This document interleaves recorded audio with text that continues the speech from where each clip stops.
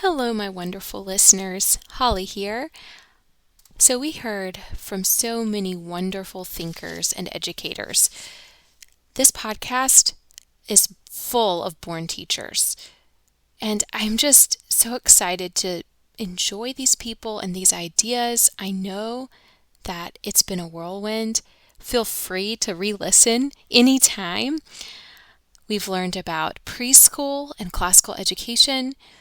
We've heard about inspiring imagination and wonder in the homeschool and remembering our humility as well. We've been encouraged through just listening to homeschool mothers who are graduating some of their students and all the different challenges and wonderful joys that they've experienced throughout their homeschooling tenure. We've heard from people who teach in the classical school setting and who are so wise as it comes to teaching rhetoric and teaching Socratic seminar. We've heard from moms that are just engaged with their children and have a sense of what their children like because they allow them to explore their interests.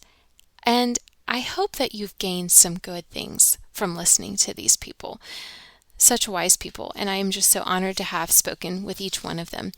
Today I'd like to share a little bit of a story with you. It's really more about my journey as a reader more than it is my journey as a writer, but I think that all of us, when we read, can't help but get drawn to the people found on the pages of the books. I bet if you're like me, a tired homeschool mom, you acknowledge the value in reading fiction or nonfiction biography. I know some people who like to read just nonfiction, but I do see the value in fiction. And I love how one of our guests, Laura McKinney Adams, shared how a fiction character, Anne of Ingleside, was able to inspire her as a mother and homeschool mom in her journey.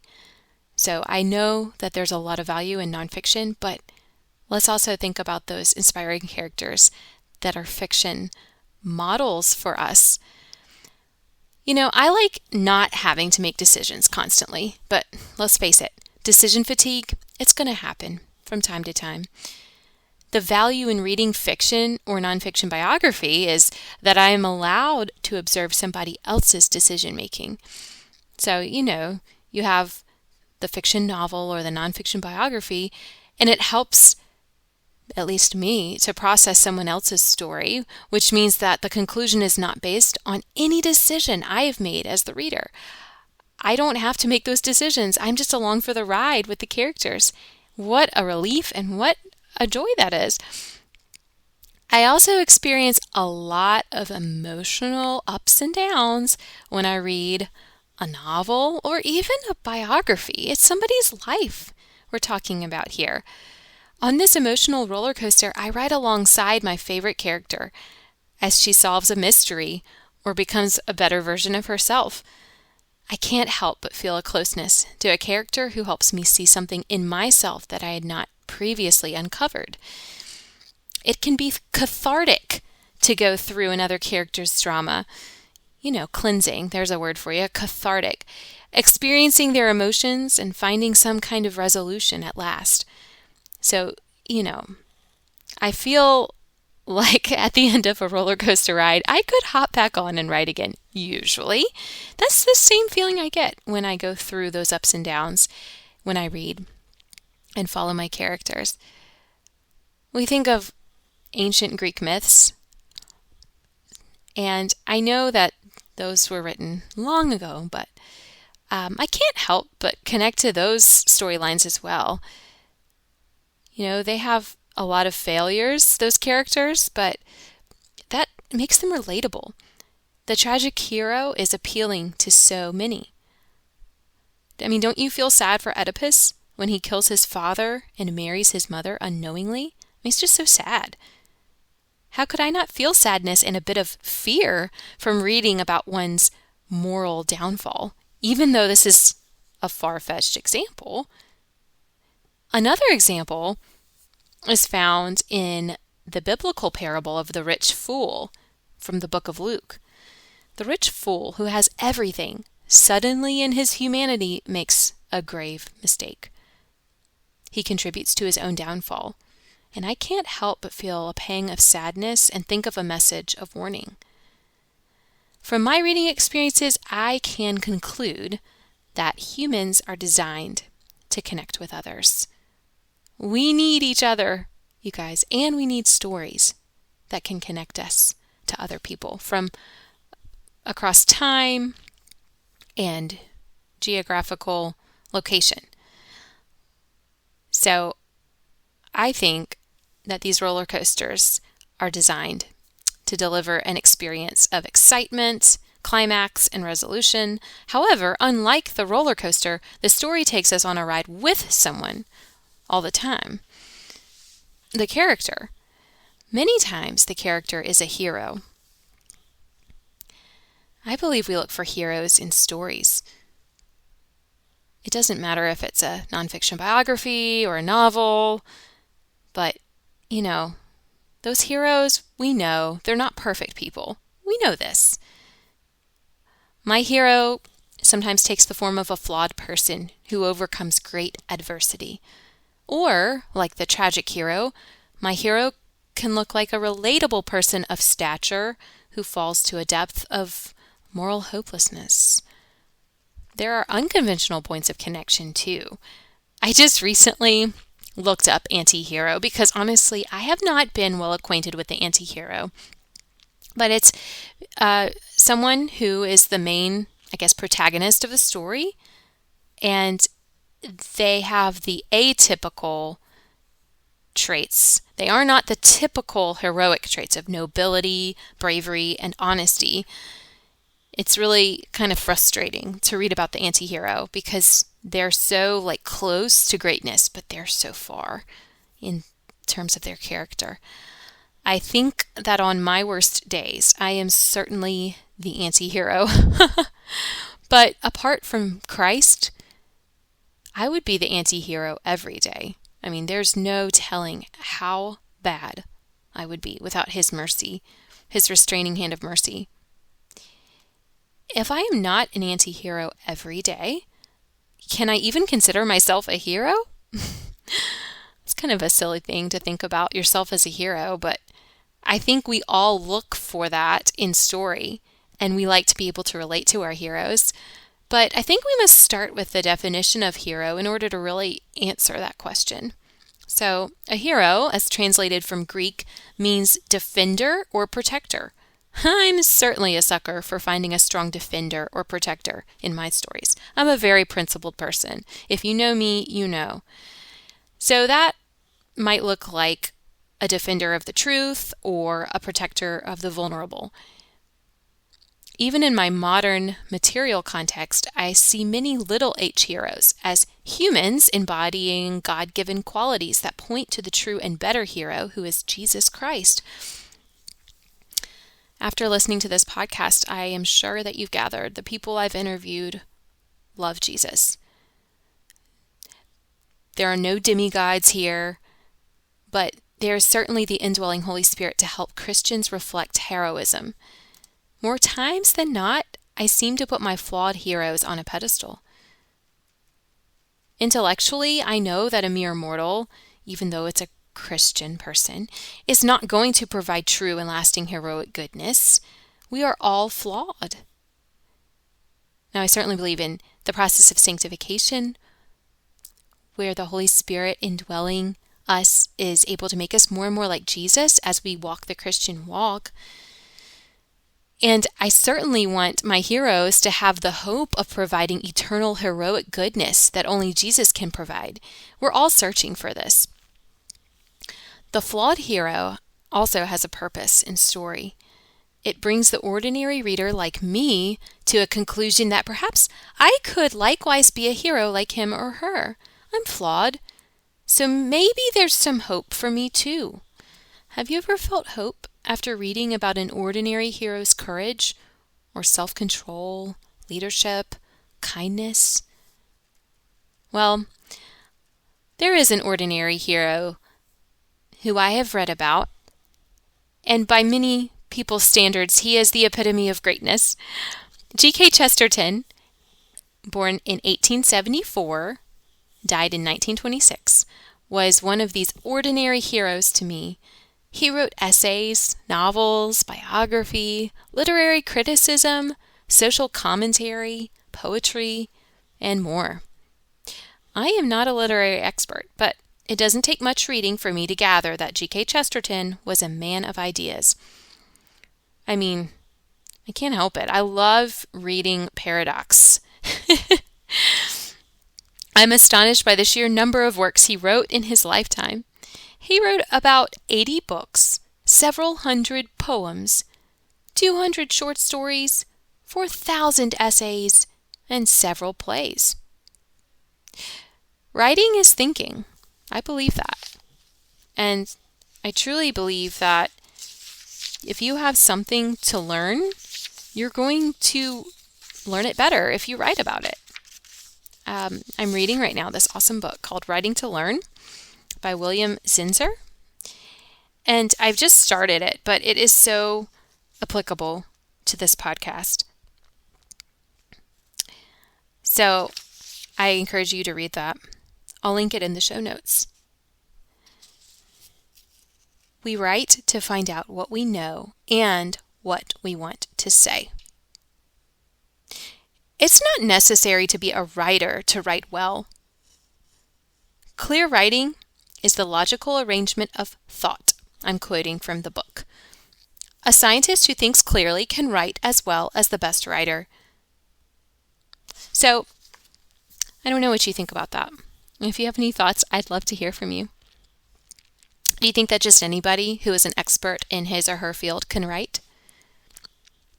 I'm starting to believe that's true. You don't have to be a literary person to be a good writer or a good communicator of your ideas. So, writing is thinking. G.K. Chesterton wrote all these works. Oh my goodness. It's crazy how many he wrote. So it's obvious that he was a thinking person, if writing is thinking. In many respects, G.K. Chesterton was admirable. He cared deeply about the truth. He loved children, though he had none of his own. He spoke out against exploitation of others. He fancied the things of Little England. He's from England. And he was a devoted husband. He was playful, jolly, and acknowledged virtue in his opponents. Something that we have kind of fallen from these days, I believe. His quick wit and cheerful manner made him winsome and popular among many. What's not to like about the guy? I mean, if you look up G.K. Chesterton quotes, you're going to find so many. And if you were to search for merchandise, oh yeah, you would find some quotes plastered onto mugs. People frame his quotes, hang them on the office wall. And by the way, he influenced another literary great, C.S. Lewis. Even though C.S. Lewis came after G.K. Chesterton, he was influenced by G.K. Chesterton's writing. Even though there are probably hundreds of positive things we could list about G.K. Chesterton, he was a flawed man. He was a man of faith, nonetheless. His profession of his Christianity means that he had the Holy Spirit living inside of him. So, while I describe how I personally went through a period of slight dislike and annoyance after reading more about his personality and quirky habits, I cannot say that I am any different. I am a broken Christian, and I need grace too. So I'm writing a book on the life of G.K. Chesterton, and in my research, I got to read a lot of great things about his life. I read his autobiography, I read a biography on him, I read a biography on his wife, Frances Chesterton. I was able to read some of his works and listen to some of them on Audible. Okay, so if you read enough on G.K. Chesterton, if you dig deep enough, you will eventually find out that he had some annoying habits. So to preface these, I'm sure there are plenty of annoying habits my husband and kids put up with as they live alongside me, and actually I know a few of them. So that's settled. But I was reading and I just, it's easy to think that this person is not going to disappoint you, right? It's not true.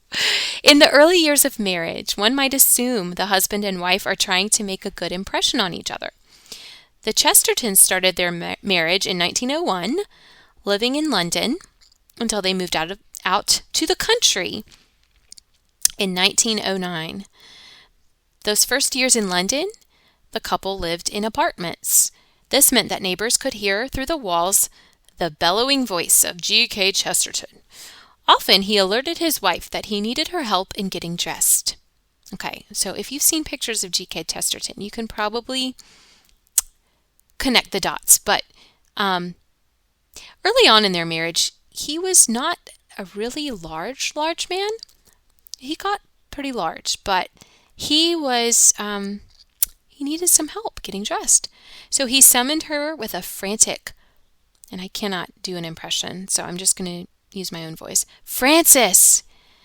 So he yelled. People heard him through the walls. This happened on a regular occasion. This is not such a big deal. I mean, really, he needed help getting dressed. Not that big of a deal. But initially, it kind of struck me as annoying. And I started seeing him in kind of a human light instead of that heroic light. Another thing that still makes me cringe is an account given by a young cousin of GK's named Lillian Chesterton. She stayed with the Chestertons from June until November 1913.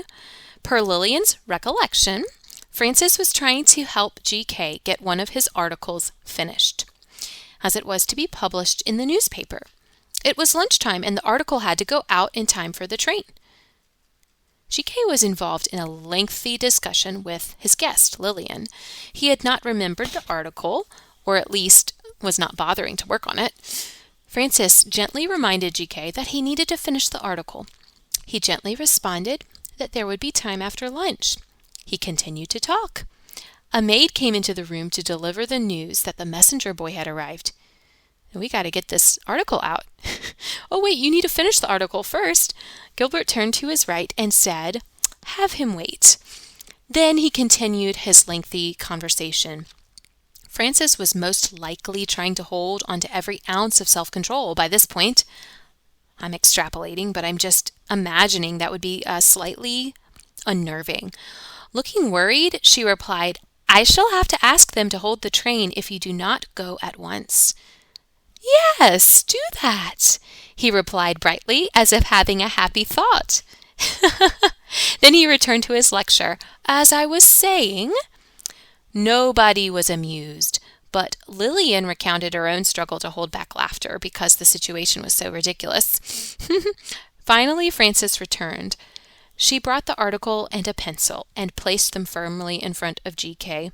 After many apologies to his guests for interrupting the conversation, he commenced his work. He finished his article. In Frances's hand was the addressed envelope. So she took the article, she folded it quickly in silence, and sealed the envelope. The waiting maid hurried to the hall. The boy sprang onto his bicycle with the envelope and raced to the station. In a very few minutes, the whistle blew and everyone sighed with relief.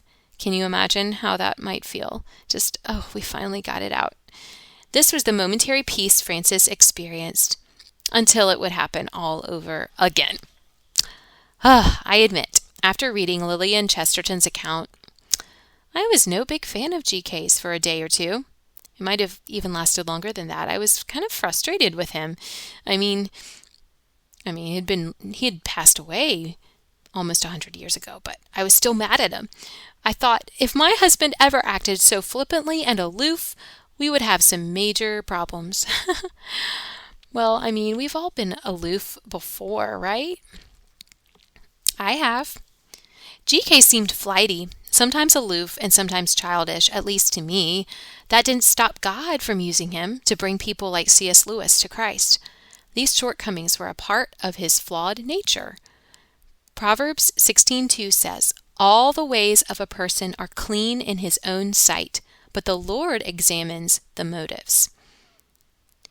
I'm pretty sure if GK had the Holy Spirit living inside of him, certain sins became less and less as he became more and more like Christ.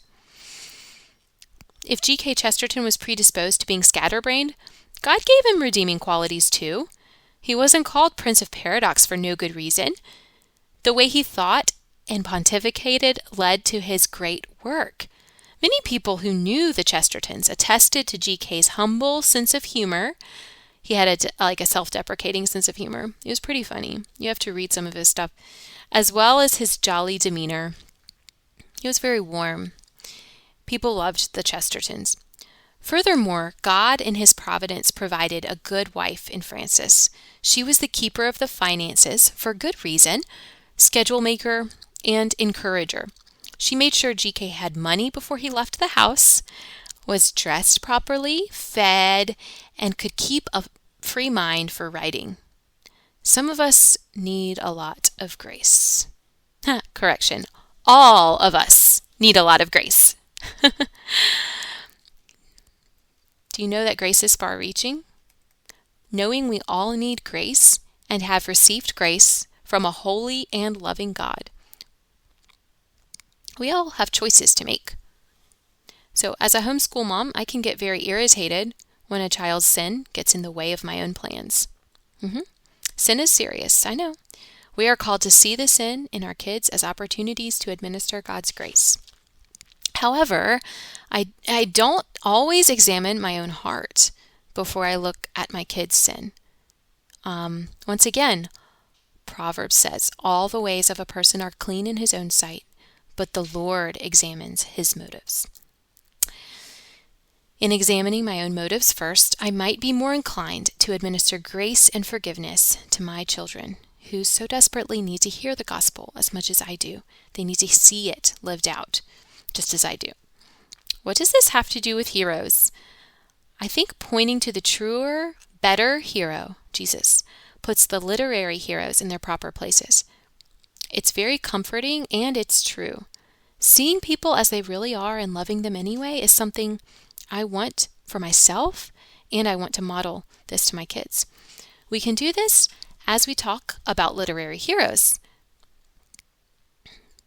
So, when you're talking about a person in history or a person who, even a fictional hero, you can talk about how we all need grace. And this hero might have great qualities, but they're flawed. They're not Christ. Only he was the perfect one. And yet we have compassion for those heroes also because we know we have flaws. And so we can commiserate and we can empathize with those people who have struggles or who have fallen from a place of stature. Grace can be found in all facets of our lives.